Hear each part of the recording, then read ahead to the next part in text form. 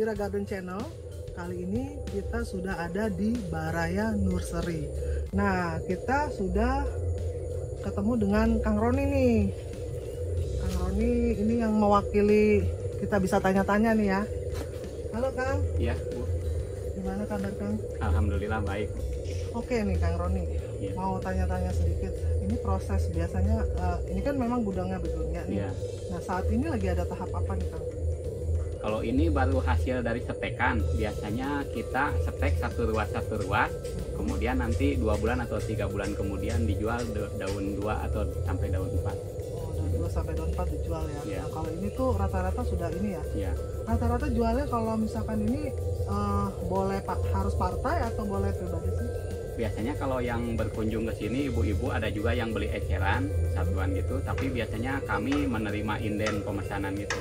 Oke. Kalau per untuk 100. per 100 ya. Iya. Kalau per 100 berapa tuh Kang? Kalau per 100 harganya sekitar 50.000. Kalau ecer 65.000. Nah, kalau per 100 harganya 50.000. Kalau eceran itu 65.000. Bisa dilihat tuh. Ini begonia polkadot ya. Iya. Murah nih. Ini polkadot semua. Iya. Sampai bawah-bawah sini ya. Iya. Nah, kalau yang ini, Nah, cara perbanyakannya seperti ini. oh, cara kebanyakannya nih. Cara perbanyakannya bisa, kalau istilah di Montera namanya water propagation, kalau perendaman air. Tapi juga kita bisa juga melakukan dengan setek. Nah, Setek ada satu yang ruas. oke, ini ada yang modelnya stek satu ruas, satu lagi ada yang modelnya Water propagasi. water propagasi. Harganya sama ya lah ya. Sama, Tapi prosesnya lebih mudah ini propagasi atau yang sama setek? aja. Sama Biasanya aja. kita menggunakan zat pengatur tumbuh untuk merangsang pengakaran, jadi lebih cepat tumbuhnya. Nah guys, keren nih. Pak Roni ini tahu nih bagaimana caranya mengembangbiakan atau bagaimana memperbanyak sih begonia ini. Oke, sini jenisnya ada apa lagi nih ya? Kalau di sini paling yang Oke, itu ada begonia yang walet ya? masih perbanyakan. Perbanyakan ya walet ya. Walet itu berapa tuh? Sama di sini harganya sama. Semua sama. Iya. Oke guys, berarti semua jenis begonia yang apa namanya yang lagi diperbanyak itu, kalau memang ngambilnya per 100 harganya 50.000. Kalau nanti ngambilnya banyak itu bisa dapat murah. Kalau yang recehan ngambil sedikit-sedikit juga bisa. Itu mulai dari daun atau bukan sih? Dari satu daun bisa buat satu ruas. Kalau ini mah yang aktif. Jadi satu ruas ini perbanyakannya. Oh, perbanyakannya dari satu ruas. Nanti keluar mata tunasnya seperti ini. Oke, oke.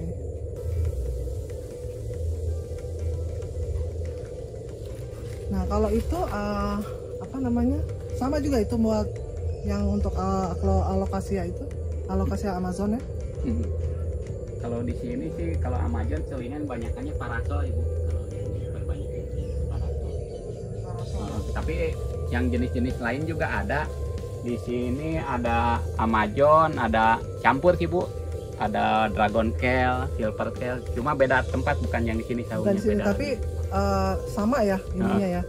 Kalau parasol per 100-nya 150.000. Daun 3 mini. Per 150.000 Iya. guys. Jadi di sini tempatnya taniannya nih yang kita hunting Kayak nih. seperti ini nih. Heeh.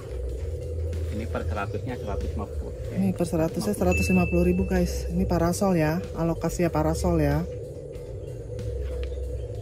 Ini lokasi. Kita jalan lagi guys, masuk ke dalam. Ada apa aja, tanaman apa aja.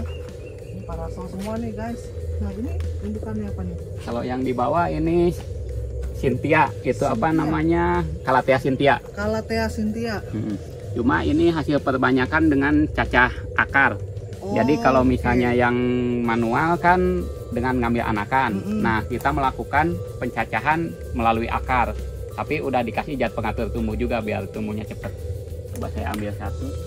Coba ini ada yang masih agak sakit tanamannya. Mm-mm. Bisa tahu ya. Ini hasil, ini akarnya dicacah, Mm-mm. nanti tumbuh. Tumbuh akar lah ya. Ini yang ini bongol cacahannya, cacahan. nanti tumbuh tunas baru. Jadi ini masih dalam proses ya. Tapi yang ini yang di kolong ini agak sakit tanamannya. Jadi belum ready. Prosesnya berapa lama untuk bisa jadi ready? Kalau ini 3 bulanan sama sih rata-rata prosesnya. Semua rata-rata 3 bulan Nah, prosesnya ya. prosesnya. Oke. Ini begonnya avocadotnya bisa dilihat sama ya semua harganya. Jadi sini tempatnya ini guys, tempat untuk pencacahan, Untuk perbanyakan. dan pembibitan. Semuanya ada di sini. Oke, kita masuk lagi tuh ada kayak janda bolong. Ada sama Kalau janda ini- bolong juga Ini perbanyakan. apa ya? Jenis tanaman apa ya? Saya lupa yang ini Epictia atau yang Pitonia, ada juga yang Epictia campur tapi. Nah kalau yang di kolong-kolong ini kalau di daerah sini dimanfaatin untuk perbanyakan. Kalau di daerah Subang kan biasanya yang di kolong itu dianggapnya dibuang. Tapi kalau kami di sini sebagai petani dimanfaatkan untuk perbanyakan. Tuh guys. Jadi memanfaatkan tempat lahan. Ya. Nah misalnya ini ciri-cirihan, ini sama setek satu ruas juga. Setek satu ros. Ini udah ini proses berapa lama ini? Kalau ciri-cirihan gini sebulan udah ini sih. Udah Nah lumayan tadinya banyak satu ya? ruas gini, Satu ros gitu. nanti tumbuh tunas. Nah kalau ini perbanyakan beda lagi. Kita menggunakan lumpur. Jadi Oh, untuk menumbuhkan akarnya lebih cepat ya? Ya menggunakan lumpur. Jadinya ini udah proses 1 bulan guys. Nah kalau ini Amazon sama. Sama Amazon biasanya kami di sini, kalau di tempat lain kan ada yang teknik baru katanya direndam dengan air ya. Tapi kalau di tempat kami ini biasanya busuk kalau dengan cara itu. Jadi caranya dengan memotong-motong umbinya. Oh. Umbinya dipotong-potong, terus kami ada anti busuknya. Jadi ada anti busuknya biasanya menggunakan abu. Oh. Jadi kalau misalnya dari satu bongol ini bisa jadi 60, paling tumbuh di sekitar di atas 80%. Nah, untuk mencegah busuknya dengan menggunakan abu gosok. Tuh guys, tipsnya tuh. Jadi kalau misalkan dari teman-teman yang berencana untuk mau memperbanyak, itu tips untuk alokasinya. Nah, di sini juga kita perbanyak aglonema dengan potong satu ruas, potong batang satu ruas. Ada di situ. Oke. Ini untuk yang jenis aglonema ya guys. Ya, Ini aglonema Big Roy ya? Big Roy sama Snow White campur sama lipstick. Snow White sama lipstick ya.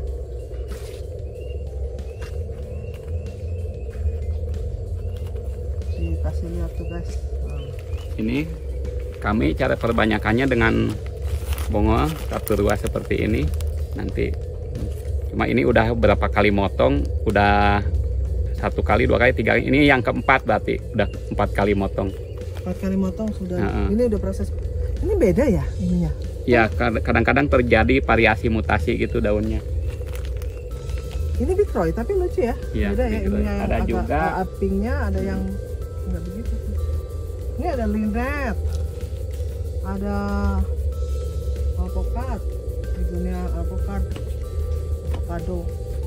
Sama tuh guys. Kalau polkadot ini berapa nih? Kalau ini indukan, Indukan buat semua. buat Oh, dipotong-potongnya nanti ruas-ruas. jadi kalau indukan nggak dijual guys. Ini juga perbanyakan bromelia. Bromelia, ya bromelia tuh.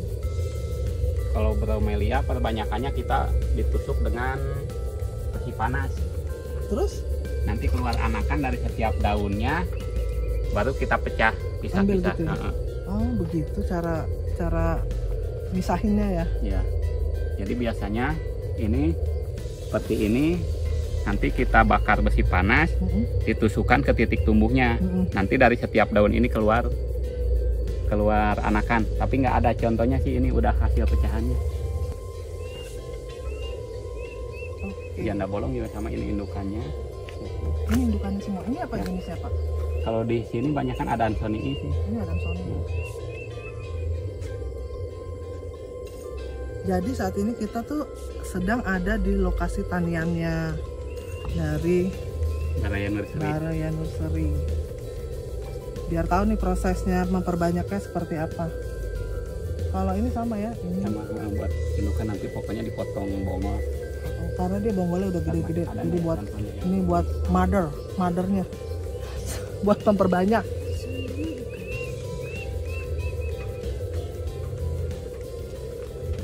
Sama nih. Yang ini juga seperti itu ya Pak? Ya, Iya, sama itu mah diambil anakan kalau yang gede itu. Kalau yang kita yang makan. Oke. Ini juga cacahannya nih. Perbanyak dari kaladinya nih. Ya, keladi. Beda-beda ya. Beda ditanamnya beda. Jadi sekali banyak begitu ya nanamnya. Jadi umbinya ini kalau ini agak gedean. Agak gedean, masa tunasnya masih banyak. Biasanya nanti kita cacah lagi ukuran 1 sampai 2 cm.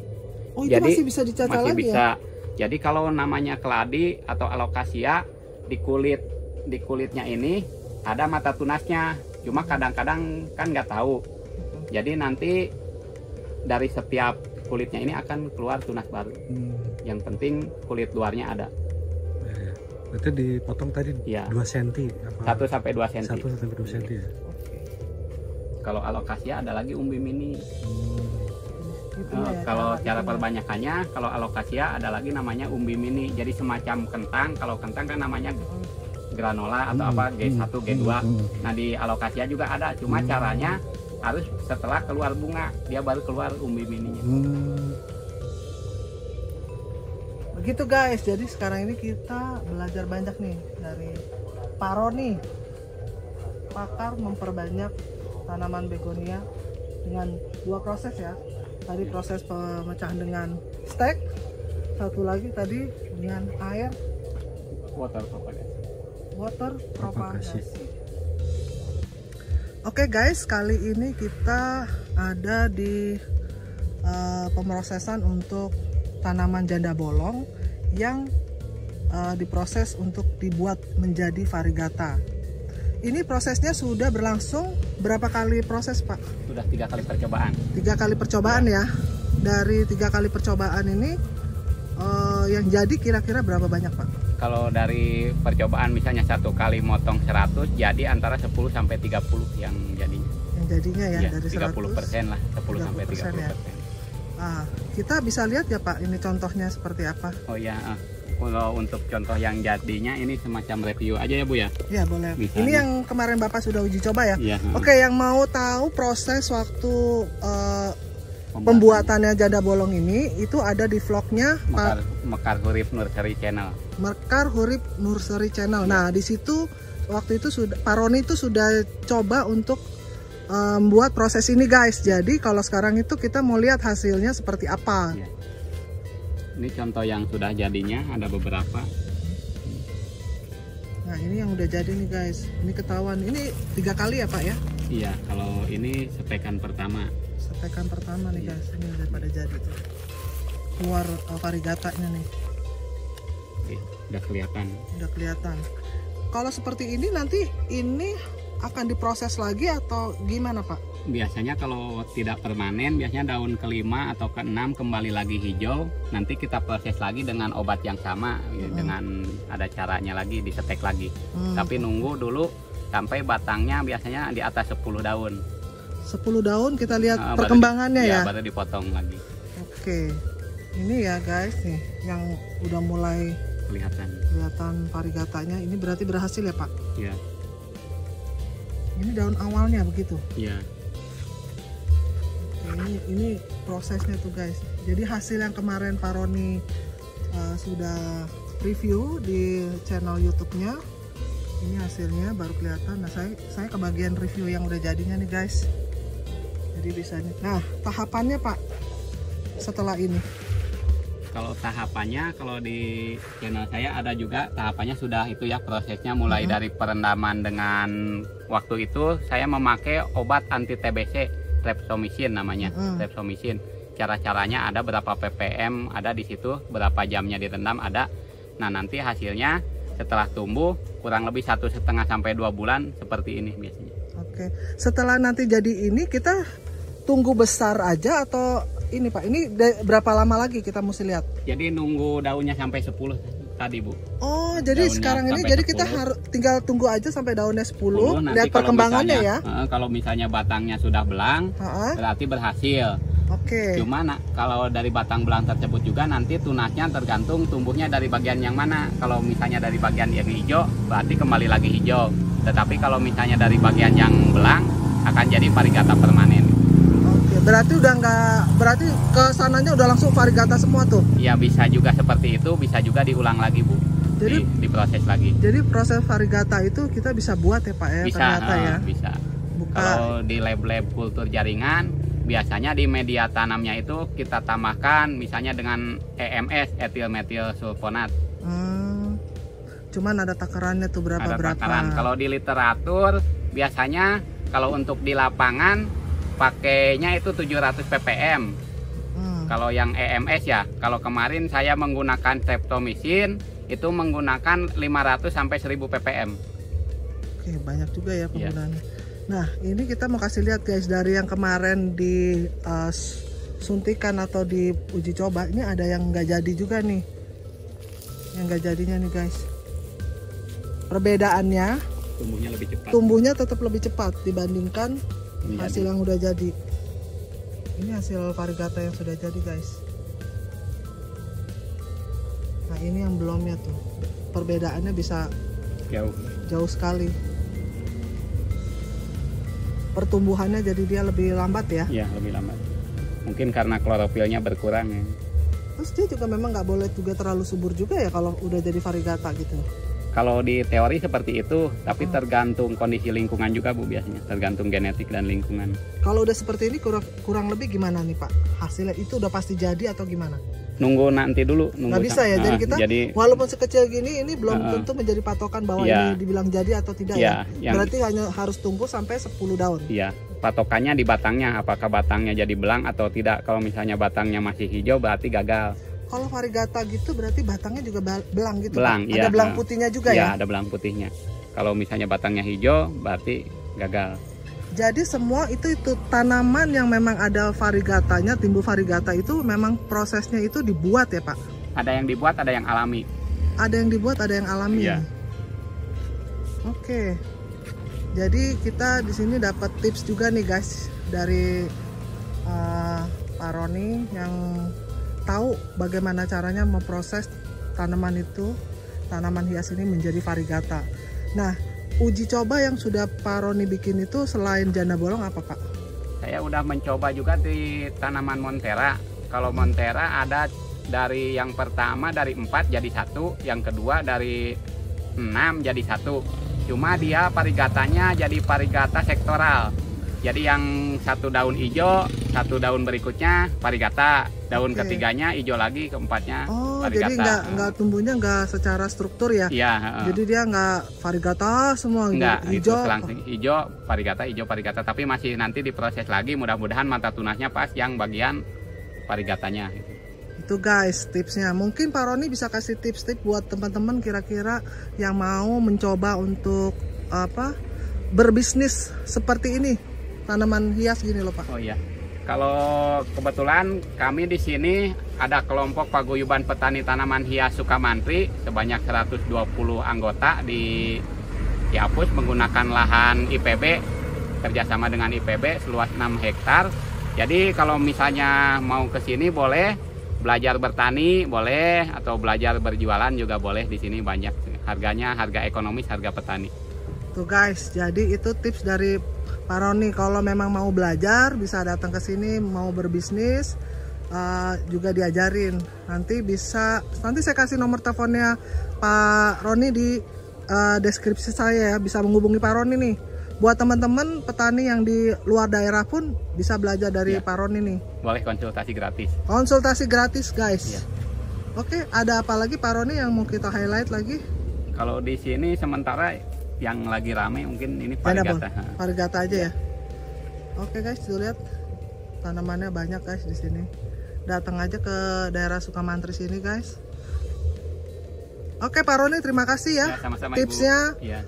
Kita sudah belajar banyak, mulai dari yang tadi proses di begonia sampai yang di janda bolong ini dibikin variegata. Terima kasih banget ini tips buat teman-teman ya, bisa belajar banyak lah dari sini. Oke guys, sampai di sini YouTube channel kita. See you again. Dah.